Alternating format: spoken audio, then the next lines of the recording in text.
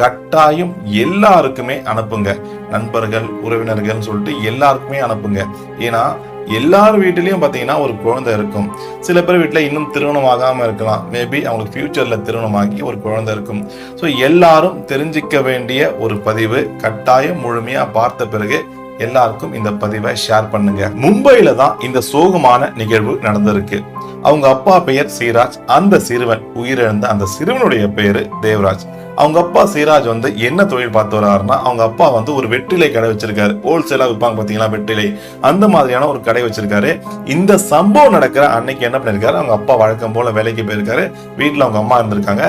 சாயங்கால நேரத்துல அவங்க அப்பா வர டைம்ல இந்த பசங்க என்ன பண்ணிருக்காங்கன்னா, அதாவது உயிரிழந்த அந்த 4 வயது சிறுவன் தேவராஜும் அவங்க கூட பாத்தீங்கன்னா அக்கா தங்கைகள் எல்லாமே சின்ன சின்ன பசங்க.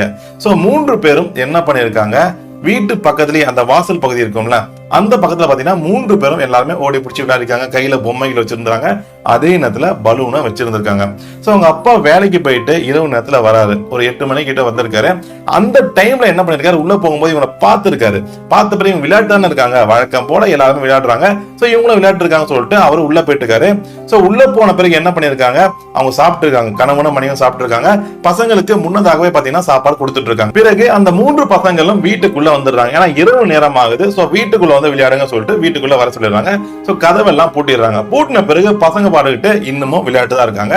ஆனா பெரியவங்க அப்பா அம்மா மற்றும் உறவினர்கள் என்ன பண்றாங்க, அவங்க ஓரமா தூங்கலாம் சொல்லிட்டு என்ன பண்றாங்க, சோ படுத்துருக்காங்கன்னா தூங்கல. சோ படுத்துக்கிட்டு பேசிட்டு இருக்காங்க. இவங்க பசங்க என்ன பண்ணிருக்காங்க, அப்ப பலூனை வச்சு ஊத ஆரம்பிச்சிருக்காங்க வீட்டுக்குள்ள வந்த பிறகு. சோ எல்லாருமே என்ன பண்ணாங்க, ஒரு பலூன் எடுத்து ஊத ஆரம்பிச்சிருக்காங்க. அதே மாதிரி இந்த 4 வயது சிறுவன் தேவராஜும் ஒரு பலூன் எடுத்து ஊதி இருக்கான். சோ இவன் என்ன பண்ணிருக்கான், படுத்து வாக்குல பாத்தீங்கன்னா அப்படியே வானத்தை பார்த்த மாதிரி படுத்துக்கிட்டு அப்படியே பலூனை ஊதி இருக்கான். அந்த 2 சிறுமிகளை என்ன பண்ணிருக்காங்க, அவங்க உட்கார்ந்துட்டு இருந்திருக்காங்க. சோ இவன் படுத்துக்கிட்டே ஊதுனால என்ன ஆகிருக்கு, அவன் ஊதும் போது வெளியே தான் காத்தள்ளி இருக்கான். அதன் பிறகு உள்ள மூச்சு எடுக்கும் போது அந்த பலூனும் சேர்த்து பாத்தீங்கன்னா தொண்டை உள்ள போயிட்டு இருக்கு. போன பிறகு அவனால எதுவுமே பண்ண முடியல. அவன் பாத்தீங்கன்னா திணறான். உடனே சத்தம் கேட்டு அவங்க அப்பா அம்மா தூங்கலாம் இல்ல, எல்லாம் பார்த்தா முடிச்சுட்டு தான் இருக்காங்க. உடனே வந்து பாக்குறான். வந்து பார்த்த உடனே அவன் வாயில பாத்தீங்கன்னா உள்ள பலூன் முழுங்கிருக்கான்னு சொல்லிட்டு அவங்களுக்கு தெரிஞ்சிட்டு இருக்கு. அதன் பிறகு என்ன பண்றாங்க, அந்த பலூனை எப்படியாவது வாயில இருக்குன்னு சொல்லிட்டு முதுகுல தட்டுறாங்க. அதன் பிறகு அவங்க அப்பாவே பாத்தீங்கன்னா கையை வச்சு ட்ரை பண்றாரு, முடியல. பிறகு ரொம்ப பதறி போயிட்டு என்ன பண்றாங்க, அந்த சிறுவனை பக்கத்துல இருக்க ஹாஸ்பிட்டலுக்கு கூட்டிட்டு போறாங்க. அப்பா அம்மா உறவினர்கள் எல்லாருமே கூட இருக்காங்க. ஹாஸ்பிட்டல் போயிட்டு பக்கத்துல இருக்க ஹாஸ்பிட்டல் டாக்டர் காட்டுறாங்க. டாக்டர் செக் பண்ணி பார்த்து ரொம்ப கிரிட்டிக்கலா இருக்கு, எங்களால முடியல. பக்கத்துல பாத்தீங்கன்னா குழந்தைகளுக்குன்னு பாத்தீங்கன்னா மருத்துவமனை இருக்கு, அங்க குழந்தைகளுக்கு ஸ்பெஷலிஸ்ட் அங்க கூட்டிட்டு போங்க சொல்லிட்டு அந்த டாக்டர் பாத்தீங்கன்னா சஜஸ்ட் பண்றாரு. உடனே அங்க இருந்து என்ன பண்றாங்க, அந்த ஹாஸ்பிட்டலுக்கு கூட்டிட்டு போறாங்க. அந்த ஹாஸ்பிட்டலுக்கு கூட்டிட்டு போற வழியிலேயே என்ன இருக்கு, அந்த சிறுவன் ரொம்ப மூச்சு விட முடியாம திணறி அந்த சிறுவன் போற வழியிலேயே பாத்தீங்கன்னா இறந்துட்டு இருக்கான். அதன் பிறகு ஹாஸ்பிட்டல் கூட்டிட்டு போய் அவனுக்கு காட்டும் போதுதான் சொல்றாங்க, சிறுவன் வரும்போது இறந்துட்டான் சொல்லிட்டு டாக்டர் சொல்லிட்டாரு. இதை கேட்டதும் அவங்க அப்பா அம்மா உறவினர்கள் எல்லாருமே கதறி அந்த இடத்துலயே அழுகுறாங்க. அதன் பிறகு இந்த விஷயம் காவல்துறையினருக்கு தெரிய அவங்க கேஸ் ரெஜிஸ்டர் பண்ணி இந்த சிறுவனை பாத்தீங்கன்னா போஸ்ட்மார்ட்டம் பண்ணதுக்கு அனுப்புறாங்க.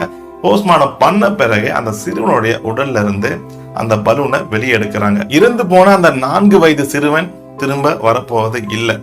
ஆனாலும் இந்த பதிவை பார்க்கிற அனைவரும் எல்லார் வீட்லயும் கட்டாயம் ஒரு குழந்தை இருக்கும். அந்த குழந்தைகள் பாத்தீங்கன்னா ஏதோ விளையாட்டு இருக்கு, போனை கையில வச்சிட்டு இருக்கு அப்படின்னு சொல்லி விட்டுருவோம். இதே அந்த குழந்தைகள் கையில ஒரு கத்தியை பார்த்தாலோ இல்ல நெருப்பை பார்த்தாலோ என்ன பண்ணுவோம், ஐயோ கத்தி எடுத்து அந்த குழந்தை குத்திக்க போகுது, ஏதாவது கீறிட போகுது. அதே மாதிரி நெருப்பு இருந்தா உடம்புல எங்கேயா தீக்காயம் வந்துட போது சொல்லிட்டு உடனே அதை போய் நம்ம என்ன பண்ணுவோம், வாங்கிடுவோம். ஆனா வேற ஏதாவது ஒரு டாய்ஸோ இல்ல பாத்தீங்கன்னா இந்த மாதிரி பலூனோ கையில இருந்தா விளையாட்டு இருக்கான்னு நினைப்போம். அப்படிலாம் இல்ல, கத்தியும் சரி பலூனும் சரி அதை முறையா பயன்படுத்தலன்னா எல்லாமே பாத்தீங்கன்னா தீங்கா மாறி நமக்கு பாத்தீங்கன்னா உயிரையே பறிச்சிடும். அதுக்கு ஒரு பெஸ்ட் எக்ஸாம்பிள் இந்த பலூன் விஷயம்.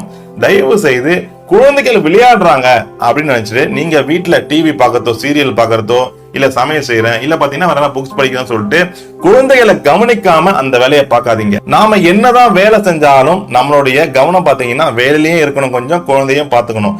ஏன்னா நமக்கு வேலையும் முடியணும், குழந்தையும் முக்கியம், குழந்தையோட உயிர் ரொம்ப முக்கியம். அதனால பெற்றோர்கள் குழந்தைகள் மேல கவனம் செலுத்துங்க. முக்கியமா நான் வேலைக்கு போறேன், நல்லா சம்பாதிக்கிறேன், அப்பா அம்மா 2 பேரும் தான் பாத்தீங்கன்னா வேலைக்கு போவாங்க. எதுக்காகனா என் குழந்தைகளுக்காக தான் இதெல்லாம் சேர்த்து வைக்கிறேன். என் குழந்தைகள் பாத்தீங்கன்னா வளர்ந்து ஃபியூச்சர்ல நல்லா இருக்கணும், செட்டில் ஆகணும், அவங்களுக்காக தான் உழைக்கிறேன் சொல்லிட்டு நல்லா உழைச்சிக்கிட்டே இருப்போம். ஆனா இங்க குழந்தைகளை கண்டுக்க மாட்டோம். குழந்தைகளை ஒரு 10 வயது வரைக்கும் நான் முறையா நல்லது சொல்லி கொடுத்து அவங்கள பாதுகாப்பா வளர்த்தாதான் அதன் பிறகு பாத்தீங்கன்னா நாம என்னெல்லாம் அவங்களுக்கு கற்பிக்கிறோமோ அதன்படி குழந்தைகள் வளருவாங்க. அதை விட்டுட்டு நம்ம உழைக்கிறோம் உழைச்சிட்டே இருந்தா யாருக்காக இங்க உழைக்கிறோமோ அந்த குழந்தை நிலைமை இந்த மாதிரி ஆவதற்கு வாய்ப்பு இருக்கு. சில குழந்தைகள் பெற்றோர்கள் பாத்தீங்கன்னா எதுவுமே சரியா சின்ன வயசுல சொல்லி தராம அது போக்குல விட்டுட்டு அந்த குழந்தைகள் ஒரு சில விஷயங்கள் அக்கம் பக்கத்துல நண்பர்கள் அந்த மாதிரி பார்த்து கத்துக்கிட்டு அந்த குழந்தையோட லைஃப் ஃபியூச்சர்ல ஸ்பாயில் ஆகுறதுக்கும் வாய்ப்பு இருக்கு. சோ அதனால நமக்கு பணம் தேவைதான், உணவு சாப்பிட்டாதான் நம்ம உயிர் வாழ முடியும். அதனால தேவையான அளவு நம்ம பணம் சம்பாதிக்கலாம். குழந்தைகளை ஒழுங்கா வளர்க்கறத நம்ம கவனத்தை செலுத்துங்க. காலம் ஃபுல்லா இல்ல, ஒரு 5 வயதுல இருந்து 10 வயதுக்கு பாத்தீங்கன்னா ஓரளவுக்கு குழந்தைகளுக்கு கருத்து ஓரளவுக்கு தெரியும். ஆனா அந்த 1 வயதுல இருந்து 5 வயது இல்லைன்னா 1 வயதுல இருந்து அந்த 10 வயது அந்த வயது வரைக்குமாவது குழந்தைகள் கூடவே நாம இருக்கணும். எதுக்காகனா இந்த மாதிரி செயல்கள் செய்து குழந்தைகள் பாத்தீங்கன்னா தேவையில்லாம அவங்க உயிரை விட்டு அந்த பெற்றோர்கள் மனதையும் கஷ்டப்படுத்திட்டு எதுக்கு இந்த தேவையில்லாத விஷயம்லாம். லிப்ட்ல பாத்தீங்கன்னா ஒரு 3 நாட்கள் முன்னாடி ஒரு சிறுவன் உள்ள மாட்டிட்டு தலை நசுங்கி உடல் நசுங்கி இறந்துட்டான். இப்போ இந்த பலூன் விஷயம், இந்த மாதிரியான விஷயம்லாம் குழந்தைகள் ஏதோ பண்ணிட்டாங்க இருந்துட்டாங்க அப்படி சொல்ல முடியாது. பெற்றோர்கள் கவனக்குறைவு தான். முழுக்க 100% பெற்றோர்கள் கவனக்குறைவால தான் இது போன்ற சம்பவங்கள் நடக்குது. அதனால பெற்றோர்கள் வாழ்க்கையும் பார்க்கணும், வாழ்க்கைக்கு தேவையான விஷயங்களும் பாத்தீங்கன்னா நாம செஞ்சுக்கணும். அதே நேரத்தை நம்ம வாழ்க்கையில முக்கியமான ஒரு பங்கா இருக்கிற நம்ம குழந்தைகள். சோ எல்லாத்தையும் தான் மேனேஜ் பண்ணணும். அதுதான் ஒரு குடும்பம். ஒரே விஷயத்தை தேடி ஓட்டே இருந்தா முக்கியமான இங்க இருக்க சொத்து நம்ம தேவையில்லாம எடுக்கிறதுக்கு வாய்ப்பு நேரிடும். சோ தயவு செய்து பெற்றோர்கள் அனைவரும் குழந்தைகள் மேல கவனம் செலுத்துங்க. அவங்க என்ன பண்றாங்கன்னு பாருங்க. விளையாட்டு நினைச்சு குழந்தைகளை பார்த்து விளையாட்டா விட்டுறாதீங்க. ஏன்னா விளையாட்டு எப்போ வேணா வினையாகும். சோ கவனம் முக்கியம். நன்றி.